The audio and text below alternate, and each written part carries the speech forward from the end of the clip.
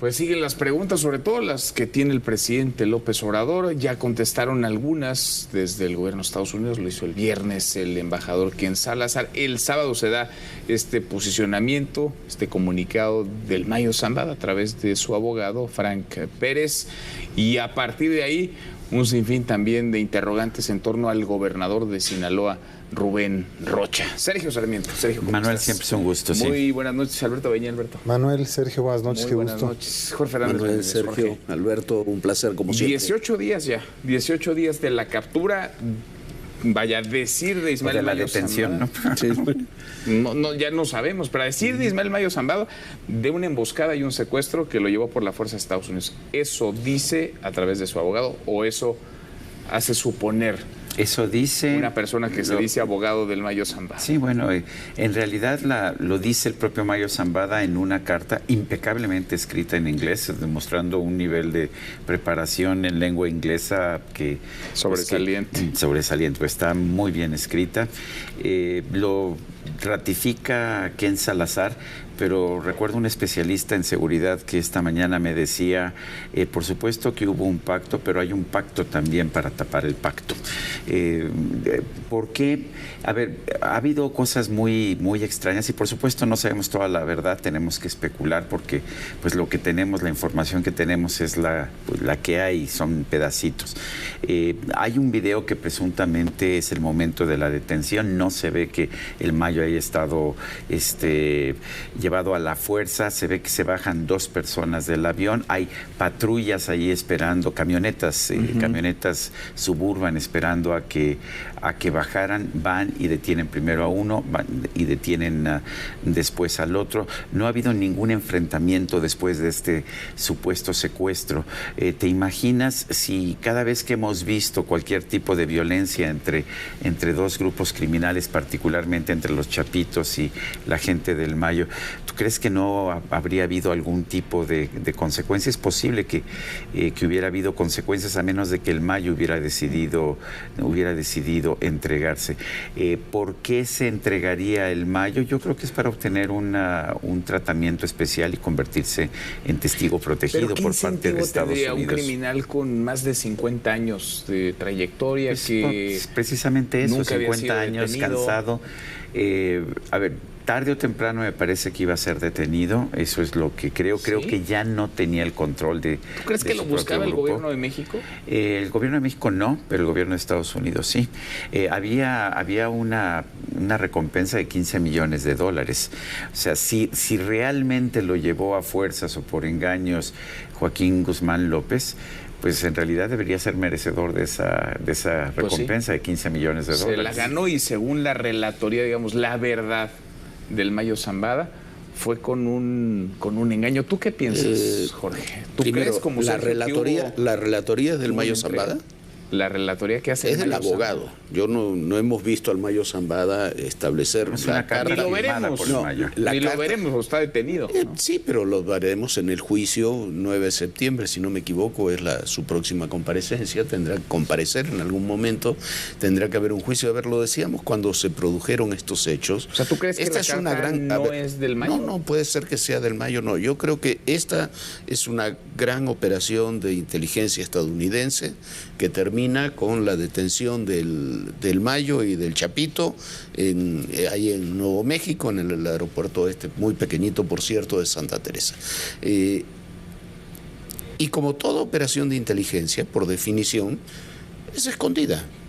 Tú no sabes los detalles de cómo llegaron a Osama Bin Laden o no sabes todos los detalles de lo que hubo de la persecución de Pablo Escobar o de muchos otros casos. No los van a decir porque la secrecía es la condición para poder seguir operando en esas cosas.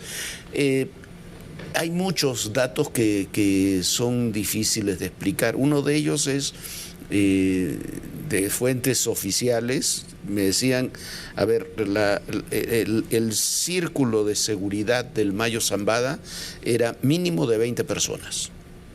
¿Por qué va con 4 personas a una cita solamente extraña? Entran 2 y solamente entran 2. Está bien, uno es el comandante de la Policía Judicial, pero es muy extraño, ¿no? Voy a poner un símil. cuando fue las dos capturas de Ovidio, la primera que generó el Culiacanazo y la otra en Jesús María, terminaron en verdaderos combates. Sí, y Ovidio es un narcotraficante de mucho menor nivel de lo que era el Mayo Zambada. Me parece que hay algo más que no lo conocemos, yo no lo conozco, creo que ninguno de nosotros lo conoce al detalle de lo que sucedió, pero la explicación de cómo se da la detención tiene muchos matices que no coinciden. Dice la carta que a Melesio Cuen lo mataron en ese momento en la casa. Eso fue en la mañana. Ya sabemos que no. En la mañana del jueves. Hay un video que tampoco sabemos quién está dentro del automóvil ese, porque no se ve, pero se supone que fue en la noche. Me parece que debe ser relativamente sencillo. Si alguien lo vio entre las 9 de la mañana y las 10 de la noche, sí, es que no lo mataron en ese momento. El tema, ya decíamos, reuniones, según lo que hemos investigado, incluso que hemos publicado, reuniones del Mayo Zambada con autoridades del gobierno de Sinaloa, hubo N cantidad de reuniones a lo largo de este sexenio. Y de sexenios anteriores. Y de sexenios, pero bueno, para ubicarnos en este. Sí. Hace en mayo publicamos y lo platicamos, creo aquí, seguro lo platicamos y lo mostramos en todo personal, después del secuestro de 100 personas ahí en Culiacán, hubo una reunión. Hubo una reunión de chapitos, dicen que de Iván Archibaldo, se sabe en qué lugar fue, con quién, con funcionarios del Estado para que liberaran a la mayoría de quienes habían estado ahí porque les habían robado $20 millones a Iván Archibaldo. Entonces hay una serie de datos que algunos son verídicos, sin duda son verídicos, pero otros no son, son verosímiles, pero no son posibles de comprobar. Estamos navegando entonces en un mar de mentiras. A ver, dice el embajador que un avión voló, que además esto ya se contradice con lo que declaró la Secretaría de Seguridad al otro día, el 26 de julio en la mañana del presidente, cuando ella aseguraba que habían volado, dio mal el nombre del piloto, dio mal la matrícula del avión, dijo que había salido de Hermosillo, Sonora. Eso claramente fue un error. Ahora, dice ahora el embajador que voló un avión de México y aterrizó en Estados Unidos sin que hubiera intermediación de nadie, como si un avión se pudiera meter a territorio, y las patrullas, al espacio aéreo estadounidense. Y las patrullas estaban esperando a ver quién llegaba, ¿no? Eso es lo que resulta inverosímil. Hay mentiras de todos los Yo creo que, bueno, una operación de inteligencia de estas características es una trama de mentiras. Pues ya si nos iban a mentir, nos hubieran mentido al otro día del evento. ¿Por qué? 18 días. ¿Por qué? Si 15 días, 16 el gobierno días mexicano, el gobierno mexicano no sabe lo que pasó. No, el ¿Por qué le vas a decir lo que pasó en una operación? Si realmente se llevaron al Mayo, tienen que haber operado agentes encubiertos de alguna forma para en México, cosa que el presidente no sabe. El presidente dice que no, y Ken Salazar dice, Frank Pérez y Ken, todos dicen que no. Pero algo tiene que haber ocurrido. No lo van a decir, sería una tontería decirlo. Alberto. Ahora, sea cual sea la verdad de los hechos, que coincido enteramente, nunca lo sabremos, hay un dato duro en todas las versiones, y es que de una u otra manera intervinieron una o más agencias y dependencias del gobierno norteamericano, sea con puras labores de inteligencia para llegar a un acuerdo con uno o dos de estos criminales, o una intervención más directa. Según la versión del Mayo Zambada, había hombres armados, uniformados, que podría sugerir que se trataba de un operativo con agentes norteamericanos. No importa, estamos en el terreno de la especulación, pero el dato duro es que intervinieron. Y está el nivel de desconfianza que no informaron al gobierno mexicano. Y nunca van a reconocer que intervinieron. Pero van saliendo otros datos duros. Uno es el de las reuniones frecuentes, las visitas del Mayo Zambada a Culiacán para ver al doctor, reunirse con gente, etcétera. Otro dato duro es el de uno de los agentes encargados de su seguridad, comandante de la Fiscalía de Justicia del Estado de Sinaloa. Ahora desaparecido. Ahora desaparecido. Que junto con otros, los otros 3 de ese grupo de 4 que lo protegían, que coincide, un grupo muy reducido para alguien como Zambada. Lo que muestra es esta coexistencia, esta infiltración, esta forma de convivencia natural continua entre el gobernador de Sinaloa, la Fiscalía y famosísimo, importantísimo capo del crimen organizado, buscadísimo por Estados Unidos. Y la carta, lo que me parece, es que revela ya, da luces sobre una estrategia. Si se entregó o no se entregó, pues quizá lo lleguemos a saber o nunca lo sabremos. Lo cierto es que esa carta sí sugeriría que si no se entregó, por lo menos ya pactó muy rápido y está empezando a mandar señales de la información que tiene y que va a proporcionar en el proceso. Y eso aquí es una bomba. Es un bombazo. Es un bombazo por donde se le revise y por donde se analice. Ahora, yo insisto, si el abogado de Ismael Mayo Zambada publica lo que publica, la versión del propio Mayo, hasta donde sabemos o hasta donde entendemos o hasta donde él mismo no diga que no es lo que él vivió, observó y lo narra, si el abogado decide hacerlo a estas alturas del partido, ¿es un mensaje para quién? Es un mensaje para el gobierno de México. Es un mensaje para el Departamento de Justicia de Estados Unidos y para el juicio que se avecina. Y le vamos a creer al Mayo Zambada. A ver, hemos creído en Lozoya, bueno, yo no, por supuesto, ni ustedes tampoco, pero la justicia mexicana ha creído en Emilio Lozoya, la justicia en Estados Unidos creyó en un montón de criminales conversos que de pronto decidieron echar al agua a Genaro García Luna. ¿Vamos a creer en todo lo que diga Ismael Mayo Zambada?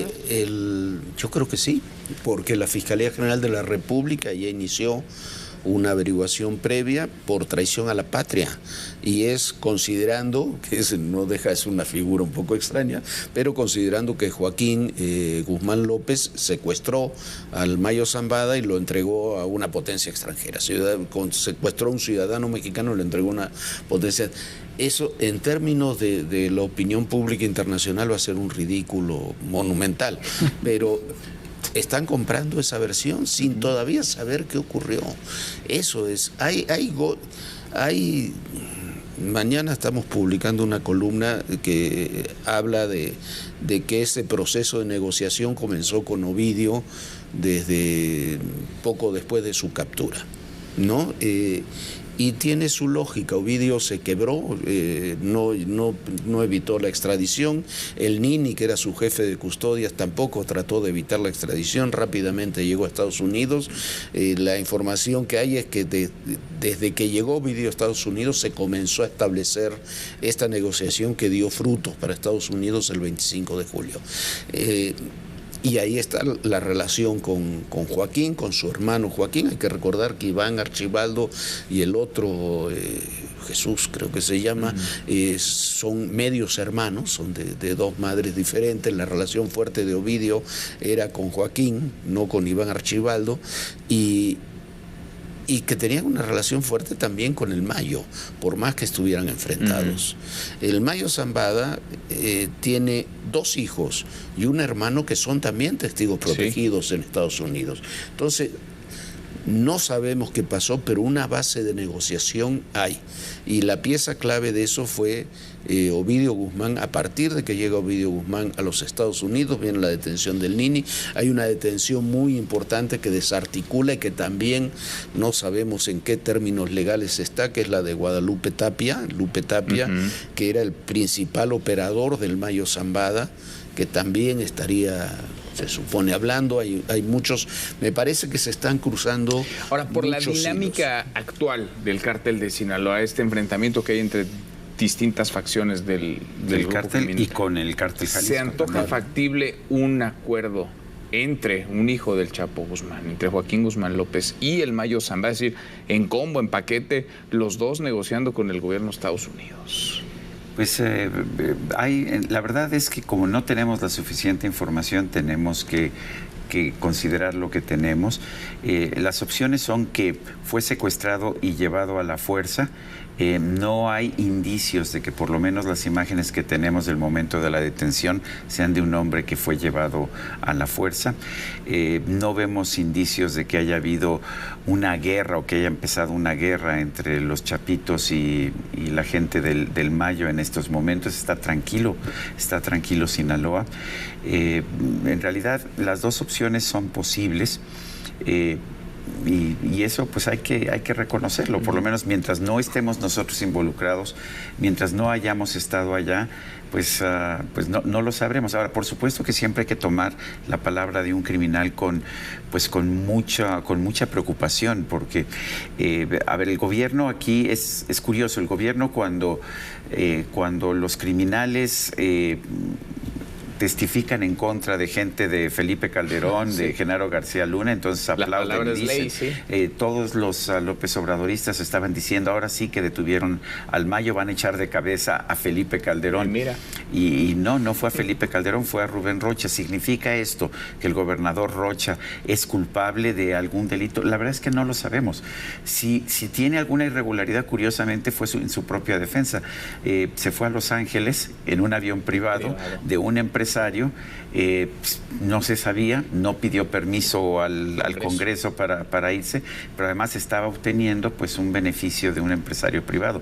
Ese es un delito muy menor en comparación con tener una relación con el narco, pero pues eso es lo que sabemos hasta este momento. Ahora, el señalamiento directo del Mayo en esa carta al gobernador. Esto que dice Sergio y tú apuntabas, Manuel, me parece medular. No sé si son ironías del destino o karma, pero este gobierno celebraba tanto que estuvieran declarando criminales confesos en contra de García Luna, que ahora se les puede revertir. Viene el precedente del juez del caso García Luna, que rechaza la reposición del juicio, confirma que son válidos los testimonios acusatorios de esos criminales confesos. Que son los mismos del general Cienfuegos, y son los mismos de López Obrador. Sí, claro. Y o sea, en el mismo no es ni siquiera un testimonio diferente. Y ahora los vamos a ver en el juicio al Mayo. El precedente ya ratificado por el sistema de justicia norteamericano. En primera instancia, faltan las... En primera instancia, pero por lo pronto hay ahí un criterio. Pero para la justicia, para la justicia estadounidense, los testimonios de los narcotraficantes convertidos son válidos y son legítimos. Pues y eso habla de mucha gente. Pues sí, y de lo que viene y de los que pueden resultar embarrados, salpicados por lo que ocurre en este juicio del Mayo Zambada. Los 48 días más peligrosos del sexenio. Gracias, Alberto. Muchas gracias, Sergio. Hasta mañana. Pásala muy bien.